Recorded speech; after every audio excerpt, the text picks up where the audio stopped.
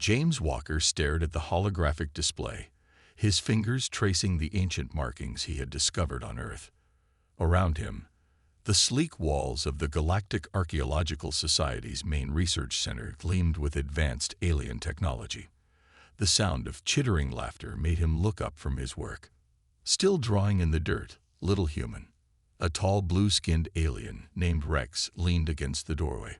3 of his colleagues stood behind him, their multiple eyes glinting with amusement. "I heard your latest paper on Earth's ancient civilizations was rejected again." James took a deep breath and continued his work. After 5 years at the Society, he had grown used to their mockery. Being the only human archaeologist in the facility made him an easy target. "You know," Rex continued, sliding into the room with fluid grace, "perhaps if you upgraded from those primitive tools your people use, you might actually find something worthwhile." His companions laughed, their crystalline voices echoing off the walls. The human archaeologist squared his shoulders and turned to face them. "Our methods have helped us uncover thousands of years of human history. They work." "Oh yes." Another alien, Mox, stepped forward. His green scales shimmered under the lab lights. "You dig holes in the ground and get excited about broken pottery. Meanwhile, we map entire star systems and uncover the secrets of truly advanced civilizations." James clenched his jaw. They weren't entirely wrong. Compared to the alien races in the Society, humans were newcomers to space travel. Most species had been exploring the stars for thousands of years before Earth even launched its first satellite. "Director Thex wants to see you," Rex said, flicking through a holographic message. "Something about your request for an expedition to the Outer Rim." James gathered his data pad and straightened his uniform. He had spent months preparing this proposal. The Outer Rim had dozens of unexplored jungle planets that showed signs of ancient activity. If he could just get approval to investigate. The walk to Director Thex's office felt longer than usual. Every alien he passed either ignored him or gave him looks of thinly veiled contempt. Humans were barely tolerated in the Society, allowed in more as a political courtesy than for their actual contributions. Director Thex, a tall figure with silvery skin and 4 arms, didn't even look up when James entered. "Ah, the human. I've reviewed your proposal." And James tried to keep the hope out of his voice. "Denied." Thex waved one of his hands dismissively. "We can't waste resources on your primitive hunches. The Outer Rim requires sophisticated equipment and advanced archaeological techniques that your species simply doesn't possess." "But sir, the energy readings I detected are probably just interference from your outdated instruments."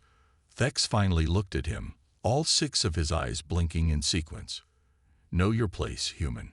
You're here because the Council requires us to show diversity. Nothing more." James left the office with his fists clenched. As he walked back to his small lab, he could hear Rex and his friends laughing again. But this time, something felt different. This time, the mockery didn't hurt as much. Because James Walker had a secret, something his instruments had detected that he hadn't included in the official proposal. And he was going to prove them all wrong. James wasn't supposed to be in the research lab this late. The midnight shift was usually reserved for senior researchers, but he had managed to convince the night guard to let him in. He claimed he needed to finish some reports.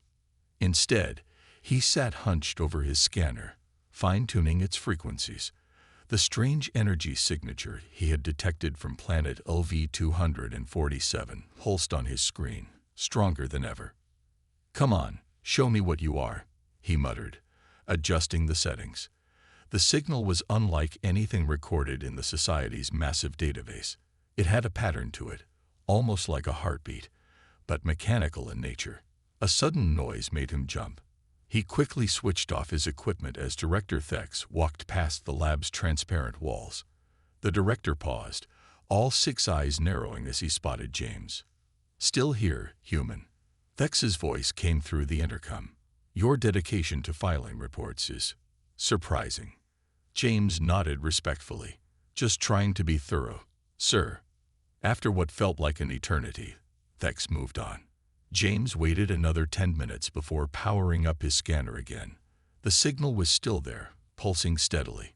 He pulled up the planet's details on his datapad. LV-247.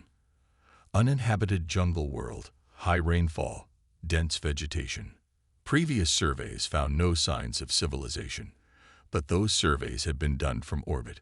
No one had bothered to check the surface properly.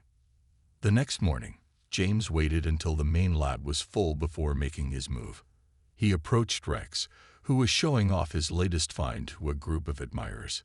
"Excuse me," James interrupted. "I need access to one of the small survey ships." Rex's facial tentacles twitched in amusement. "Whatever for, little human." "Standard geological survey of LV-247. Director Thex approved it last week." The lie felt bitter in his mouth, but he kept his face neutral. He had spent hours forging the authorization codes. A mudball jungle planet. Rex laughed. How fitting for someone who loves digging in the dirt. But Rex signed off on the ship request. No one bothered to double-check the authorization. After all, what trouble could one human cause? 3 days later, James piloted the small survey ship through LV-247's thick atmosphere. Rain hammered against the viewscreen as he followed the signal's coordinates. The jungle below was a sea of purple-leaf trees, stretching endlessly in every direction. His scanner beeped. The signal was stronger now, much stronger. As he flew lower, his ship's systems began acting strangely. The navigation screen flickered, and his communications cut in and out. Then he saw it, a break in the jungle canopy, too perfect to be natural. A perfect circle, about half a mile wide, where no trees grew. James checked his oxygen levels and survival gear. He knew he should report this, knew he should wait for backup. But he also knew what would happen. The aliens would take over, push him aside, claim the discovery for themselves. No, this time would be different. As he landed his ship at the edge of the clearing, James couldn't help but smile. The signal was so strong now, it made his teeth vibrate. Something was waiting for him in this jungle, something that would change everything. The jungle air hit James like a wet blanket as he stepped out of his ship.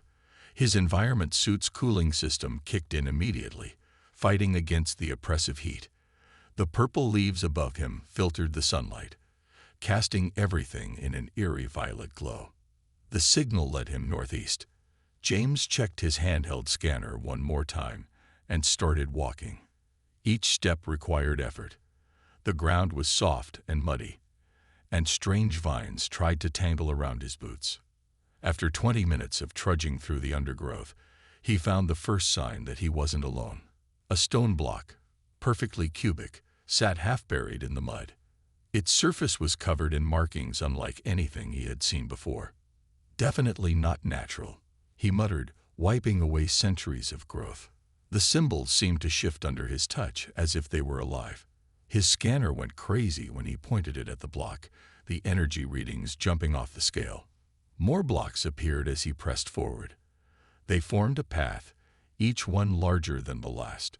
Some were the size of cars, others as tall as buildings. All bore the same mysterious markings. The air grew colder as he walked, despite the jungle's heat. James felt the hair on the back of his neck stand up. Something was watching him. He was sure of it. A thunderous crack split the air.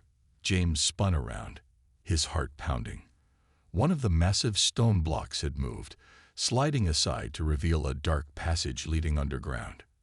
Well, he said to himself, I didn't come all this way to turn back now. The passage was perfectly smooth, its walls made of some black material that absorbed his flashlight's beam. The mysterious symbols appeared here too, but these ones glowed faintly with a blue light.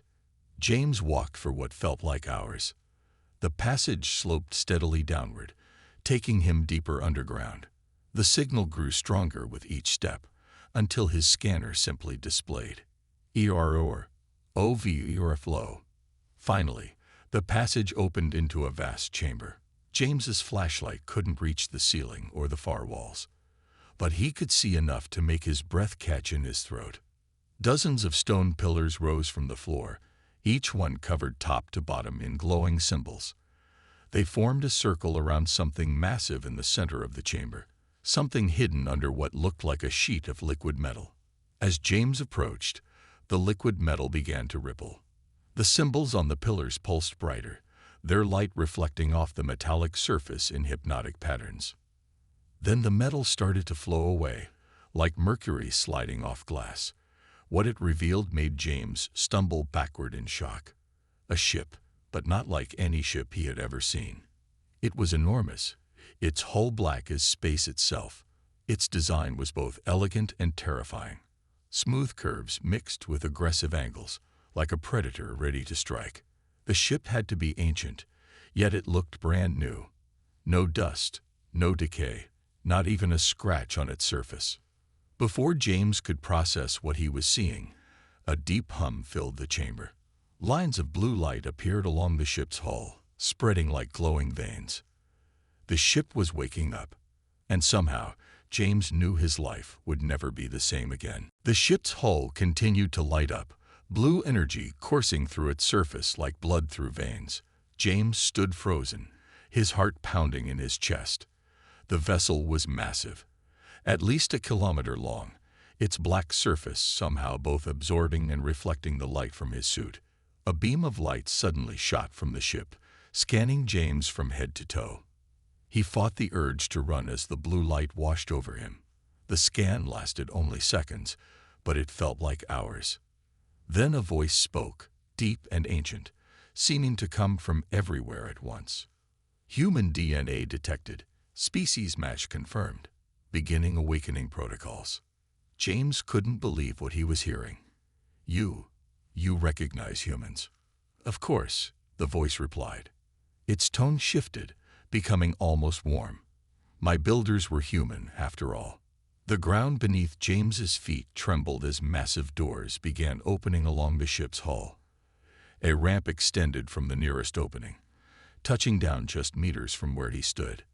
That's impossible, James whispered. Humans only achieved spaceflight a few centuries ago. Your current civilization, yes. The ship's AI sounded amused. But you are not the first human civilization to reach for the stars.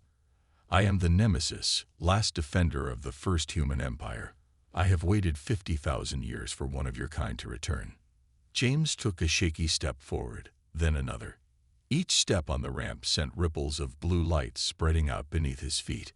The ship was responding to his presence, awakening further with each movement. Inside, the corridors lit up as he passed. Everything was designed for human use.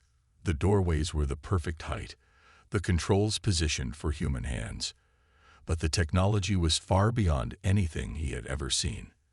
Your civilization once spanned 3 galaxies, the AI explained as James explored. You were the first spacefaring race, the teachers and guardians of younger species. Many of those who now mock humanity were uplifted by your ancestors. The AI led him to the bridge, a vast chamber filled with crystalline control panels and holographic displays. A single chair sat in the center, clearly meant for the captain. Why don't we remember any of this? James asked, running his hand along the chair's surface. It hummed under his touch, recognizing his DNA. The great darkness came. The AI's voice grew somber, a force that even the Empire couldn't defeat. Your ancestors made a choice, to hide humanity on Earth, protect them while they rebuilt from scratch. Better to survive as primitives than be completely destroyed. The chair suddenly lit up, interfaces springing to life around it. But they left guardians, ships like me, waiting for humanity to return to the stars, waiting for someone worthy to reclaim their heritage. James stared at the captain's chair, understanding dawning in his mind. And you think I'm worthy? You followed your instincts despite mockery. You explored despite being told not to. You showed courage, determination, and curiosity. The AI paused. These are the qualities the Empire was built on. The displays around the chair pulsed invitingly. The question, James Walker, is whether you're ready to help humanity reclaim its birthright. James looked at the chair, then back at the way he had come.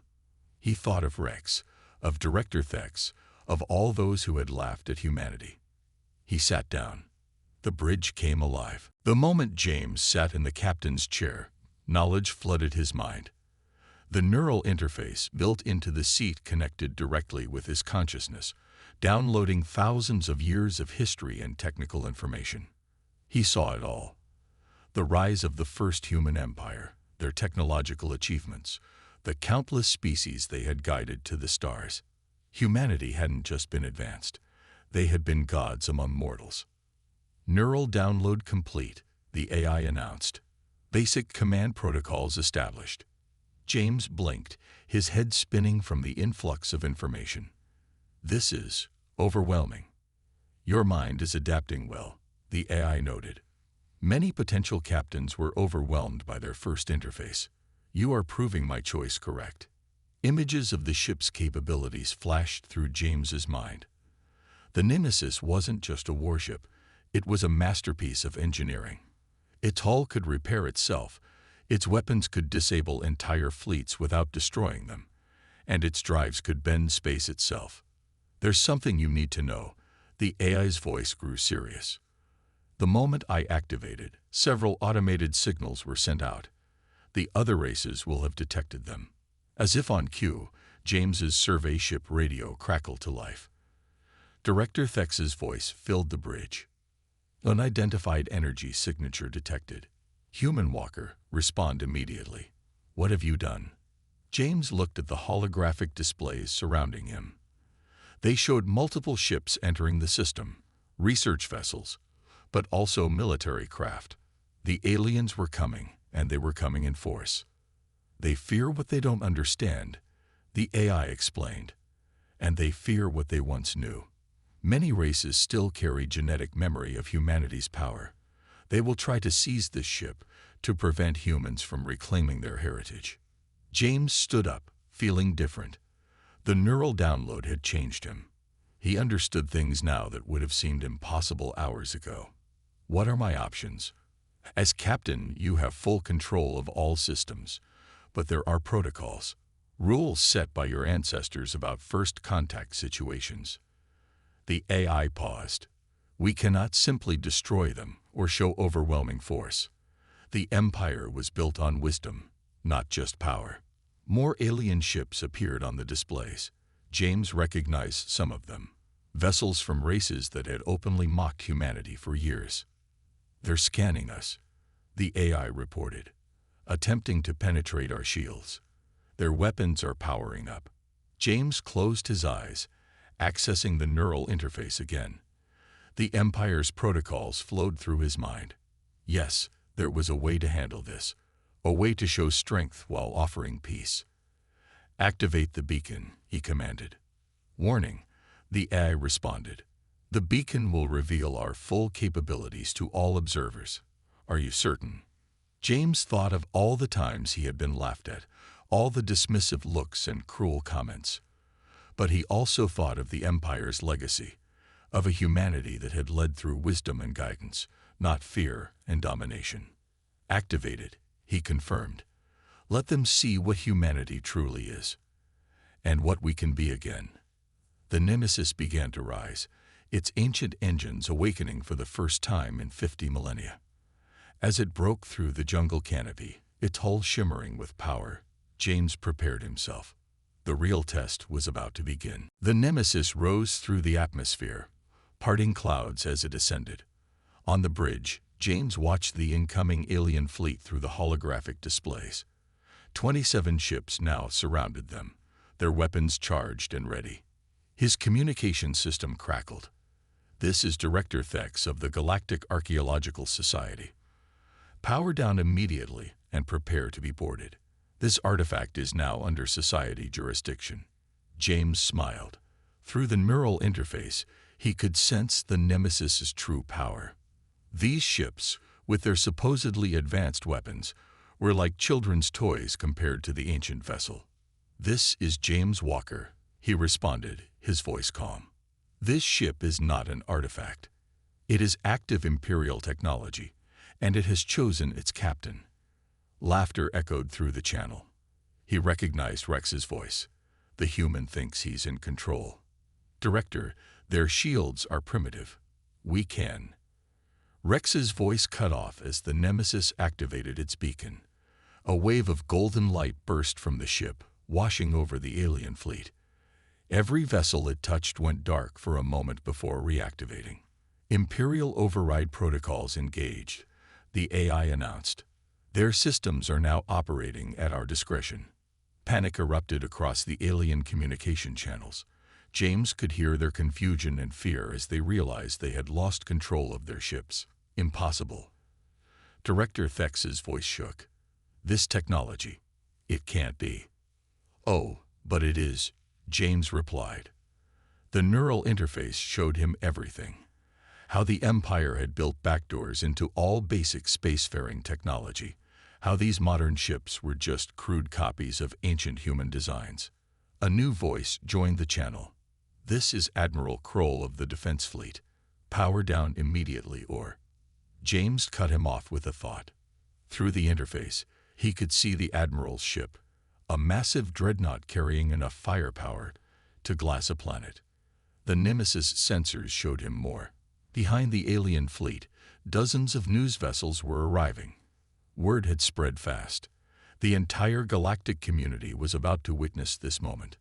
Let me be clear, James spoke, his voice carrying to all channels. This ship is Imperial technology. Yes, that empire. The one your histories barely remember. The one your ancestors tried to forget. He paused, letting the implications sink in. Humanity built this ship. We were here first. We taught your ancestors to reach for the stars. And now we're taking our place back among you. You're lying, Rex shouted. Humans are primitives. You can't. James gestured, and Rex's ship rotated upside down, its crew floating helplessly in their artificial gravity fields. I could destroy your entire fleet with a thought, James said quietly. But that's not what humanity stands for. Not what we ever stood for. With another gesture, he released control of the alien ships. Their weapons powered down automatically. I'm returning to the Galactic Archaeological Society, he announced. Not as a junior researcher, but as humanity's representative. We have much to discuss about our shared history. The Nemesis moved forward, its massive black hull parting the alien fleet like water. Not a single ship dared to fire. As they headed back to the Society headquarters, the AI spoke privately to James. Well handled, but you realize this is just the beginning. James nodded. The hard part was still to come. Teaching humanity about its true heritage and helping them live up to it. The Galactic Archaeological Society's main hall had never been so crowded. Representatives from every spacefaring race packed the massive chamber, all eyes fixed on the holographic display showing the Nemesis in orbit above. James stood at the podium, the neural interface humming quietly in his mind. Behind him, Rex and Director Thex sat with the Society's council, their earlier mockery replaced by barely concealed fear. For too long, James began, humanity has been seen as newcomers to space. Today, that changes. With a thought, he activated the Nemesis's historical archives. The hall filled with holographic images of the first human empire, vast cities among the stars, fleets of ships that dwarfed modern vessels, technologies that seemed like magic. Your own records confirm this, he continued. The fragments you found, the mysteries you couldn't solve, they were all pieces of our legacy. An alien diplomat stood up, his crystalline form shimmering. If what you say is true, prove it. Show us what this ship can really do. James smiled. He had been waiting for this challenge. Through the neural interface, he commanded the Nemesis to begin its demonstration. In orbit, the ancient warship transformed. Its hull shifted like liquid metal, reconfiguring itself into different shapes. It split into a dozen smaller vessels, then reformed instantly. It vanished from sensors completely, reappearing on the other side of the planet. The audience gasped as the ship demonstrated weapon systems that could disable entire fleets without causing harm. shields that could withstand a supernova, and drives that could cross galaxies in days. The Nemesis is just one ship, James explained, one of many left behind by our ancestors. But we're not here to conquer or dominate. We're here to reclaim our place as teachers. Director Fex stood up shakily. And what prevents you from simply taking control? Your ship could destroy us all. Because that's not who we were, James replied. And it's not who we are now. The Empire didn't rule through fear. It led through wisdom. To prove his point, James used the neural interface to access the ship's educational protocols. Technical specifications for basic Imperial technology began downloading to the Society's computers. Nothing military, but enough to advance their science by centuries. Consider this a gesture of good faith, he said, the first of many exchanges of knowledge.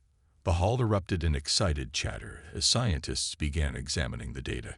Even Rex looked impressed, his earlier hostility forgotten in the face of such advanced technology. But James wasn't done. He had one more demonstration planned. The Nemesis has chosen me as its captain, he announced. But its technology can interface with any human. We all carry the genetic keys to our heritage. On cue, a group of human scientists entered the hall. James had specially selected them, the ones who, like him, had faced ridicule and dismissal from the alien scientific community. One by one, they connected to the Nemesis through portable interfaces. Their eyes widened as ancient knowledge flowed into their minds. The message was clear. Humanity wasn't just reclaiming one ship, they were reclaiming their destiny. As James watched his fellow humans begin to understand their true potential, he felt the eye's approval through the neural link. The balance of power in the galaxy was shifting. And this was only the beginning. 3 months after the Nemesis discovery, everything changed. Not everyone in the galaxy welcomed humanity's return to power. Some saw it as a threat to their own dominance. James stood on the Nemesis's bridge, watching the tactical display with growing concern. A fleet of pirate vessels had surrounded a human colony ship. These weren't ordinary pirates. They were backed by several major powers who wanted to stop humanity's rise. They're demanding we hand over all Imperial technology, the colony ship's captain reported, her voice steady despite the danger. They're threatening to destroy us if we don't comply. James accessed the neural interface. The Nemesis sensors showed him everything. 30 heavily armed ships, their weapons trained on the defenseless colony vessel. They thought numbers would give them an advantage. They were wrong. This is your final warning, the pirate leader broadcast. Surrender the Imperial tech, or... No, James cut him off. This is your final warning. Stand down, or I'll be forced to demonstrate exactly why the Empire was never defeated in open combat. Laughter filled the communication channels. One ship against 30. Even an Imperial relic can't.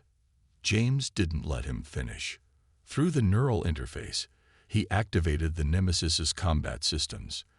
The ancient warship moved with impossible speed, its black hull gleaming as it positioned itself between the pirates and their prey. Combat protocols engaged, the AI announced. Non-lethal options prioritize, as per Imperial doctrine. The pirates fired first. Energy beams and plasma torpedoes streaked toward the Nemesis. They never reached their target. The ship's shields absorbed the attacks like they were nothing more than light rain. My turn, James said quietly. The Nemesis' response was beautiful in its efficiency. Waves of golden energy pulsed from its hull, washing over the pirate fleet. One by one, their ships went dark, weapons and engines shutting down as Imperial override protocols took control. What are you doing to us? The pirate leader demanded, panic in his voice. Teaching you a lesson, James replied. With a thought, he activated the Nemesis's tractor beams. The disabled pirate ships began moving against their will, arranged in a neat formation. News vessels arrived to broadcast the scene. James knew this was important. The galaxy needed to see what happened when someone threatened humanity. Your ships now belong to us, he announced on all channels. But unlike you, we believe in mercy.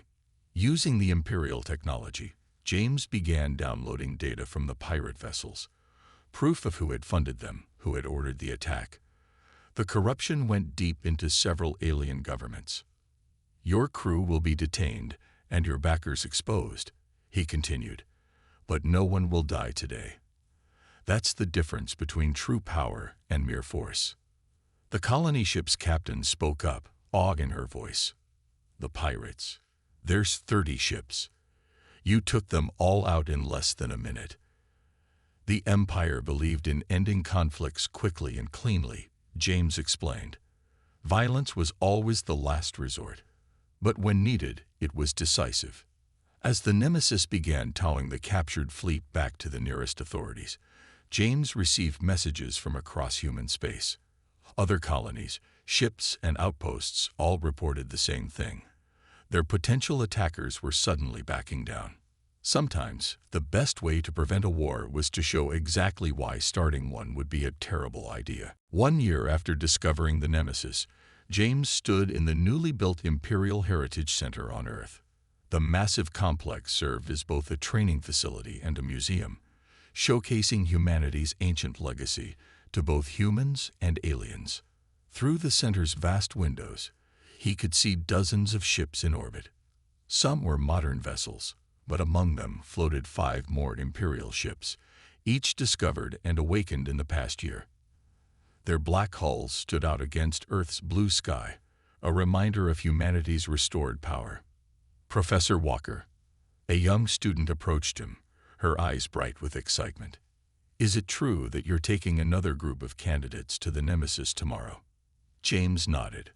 The neural interface hummed in his mind, as familiar now as his own heartbeat. 20 new potential captains. The other Imperial ships need crews, and more are being found every month.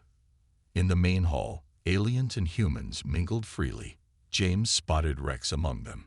The alien who had once mocked him was now one of the most dedicated students of Imperial history. Things had changed dramatically since that day in the jungle. Ambassador Walker, Director Thex approached, using James's new title. The alien's manner was respectful, a far cry from his previous contempt. The Council has reviewed your proposal for the Joint Development Program. And, James asked, though the Nemesis AI had already informed him of the decision. Approved unanimously. Every spacefaring race will send their brightest minds to learn from Imperial technology. Thex paused. We've learned our lesson about underestimating humanity. James walked through the center's halls, passing displays showing the Empire's achievements. But more importantly, he saw the future being built, humans and aliens working together, learning from each other, growing stronger together. The Nemesis AI spoke in his mind. Your ancestors would be proud. You've managed to restore humanity's place in the galaxy without firing a single fatal shot. James stopped at a window, watching a group of alien children listening intently to a human teacher explaining Imperial technology. We found a better way.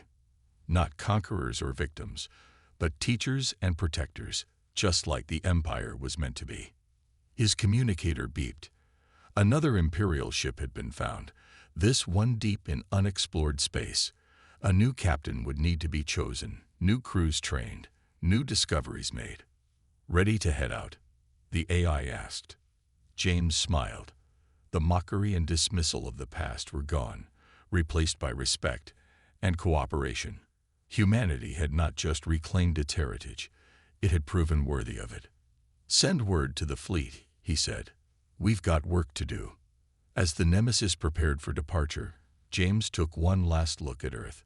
Dozens of ships, human and alien alike, formed up around them, ready to explore together. Plot a course, he commanded. Let's see what else our ancestors left for us to find. The great black ship rose into the sky, no longer a forgotten relic, but a symbol of humanity's renewed purpose. The stars waited, filled with mysteries and wonders, ready to be explored by a humanity that had finally remembered who they truly were.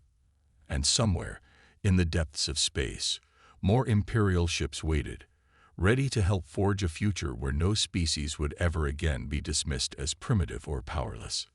The end.